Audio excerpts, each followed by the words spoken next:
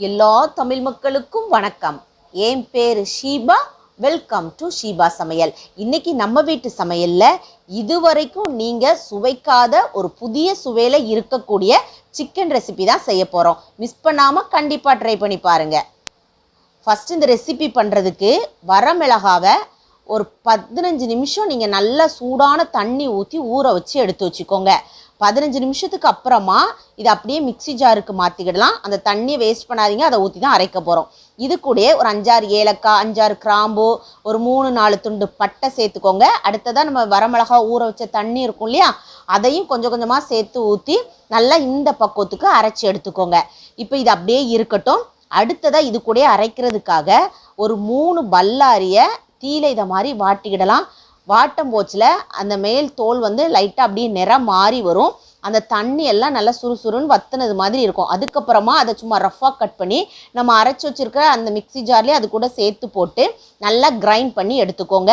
இப்போ இது அப்படியே ஒரு ஓரமாக இருக்கட்டும். இப்போ அடுத்ததாக தேவையான அளவுக்கு சிக்கன் பீசஸை ஒரு பவுலில் நல்லா கழுவி சுத்தம் பண்ணி எடுத்து வச்சுருக்கிறேன்.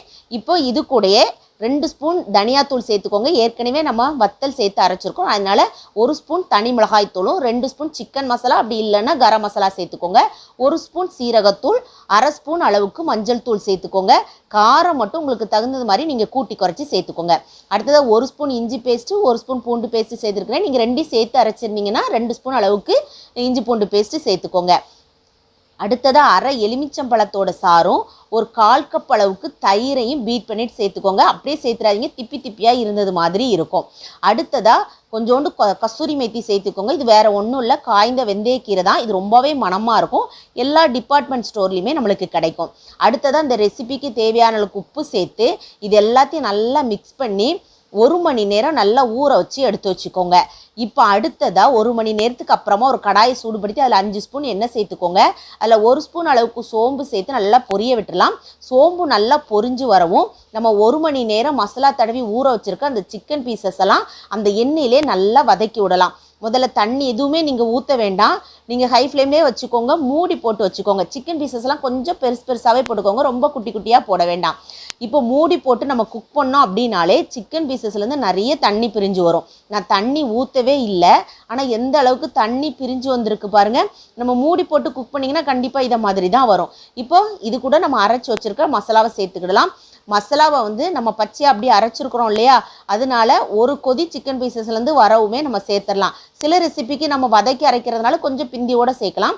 இப்போ இது பச்சையாக அரைச்சிருக்கனால இந்த சமயத்திலே சேர்த்து நல்லா கலந்து விட்டுக்கோங்க. இப்போ இதில் நம்ம தேவையான அளவுக்கு தண்ணி ஊற்றி இதை குக் பண்ணி எடுக்க போகிறோம். நீங்கள் தண்ணியினுடைய அளவு அந்த சிக்கன் பீசஸ் எந்த அளவுக்கு வேகணுமோ அந்த அளவுக்கு ஊற்றிக்கோங்க. அடுத்ததாக அந்த ரெசிபிக்கு தேவையான அளவுக்கு உப்பு சேர்த்துக்கோங்க. ஏற்கனவே நம்ம ஊற வைக்கும் போதுல உப்பு போட்டிருக்கோம், பார்த்து பக்குவமாக சேர்த்துக்கோங்க.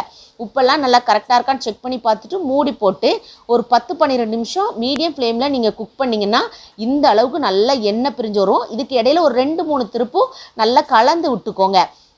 நிறைய பேருக்கு எதுக்காக இப்படி எண்ணெய் பிரிஞ்சு வர மாட்டேங்கன்னு நினைப்போம். ஆனால் நீங்கள் மீடியம் ஃப்ளேமில் நல்லா குக் பண்ணி எடுத்திங்கன்னா நீங்கள் ஊற்றின எண்ணெய் எல்லாமே நல்லா பிரிஞ்சு வர ஆரம்பிக்கும்.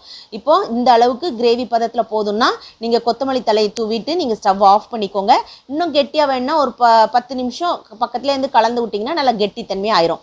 கடைசியாக ஒரு கைப்பிடி அளவுக்கு கொத்தமல்லி தலைகளை தூவி ஸ்டவ்வை ஆஃப் பண்ணிவிட்டு அப்படியே மூடி வச்சுட்டு அதுக்கப்புறம் சர்வ் பண்ணுங்கள். 10 நிமிஷம் கழித்து ரொம்பவே டேஸ்டியாக இருக்கும். இது பிகினர்ஸோட நீங்கள் கண்டிப்பாக ட்ரை பண்ணலாம். இது ஒரு ஈஸியான ரெசிபி, ஆனால் டேஸ்ட்டு பார்த்திங்கன்னா ரொம்பவே அல்டிமேட்டாக இருக்கும். எல்லாத்துக்குமே சைடிஷாக சாப்பிட்றதுக்கு ரொம்பவே அருமையான ரெசிபின்னு சொல்லுவேன். அதனால் கண்டிப்பாக ஒரு முறை ட்ரை பண்ணி பாருங்கள். செஞ்சு பார்த்து உங்கள் ஃபீட்பேக்கை கமெண்ட் பாக்ஸில் சொல்லுங்கள். வீடியோ பிடிச்சிருந்தா லைக் பட்டனில் தம்ஸ் அப் கொடுத்துருங்க. தம்ஸ் அப் கொடுத்த கையோடு உங்கள் ஃப்ரெண்ட்ஸ் ஃபேமிலியோடு ஷேர் பண்ணிடுங்க. ஃபர்ஸ்ட் டைம் வியூவராக இருந்தால் சப்ஸ்கிரைப் பண்ணி சப்போர்ட் பண்ணுங்கள். நான் இன்னொரு வீடியோவில் இன்னொரு வித்தியாசமான சுவையான மனமான ரெசிபியோடு நான் உங்களை சந்திக்கிறேன். அது வரைக்கும் டாடா பாபாய்.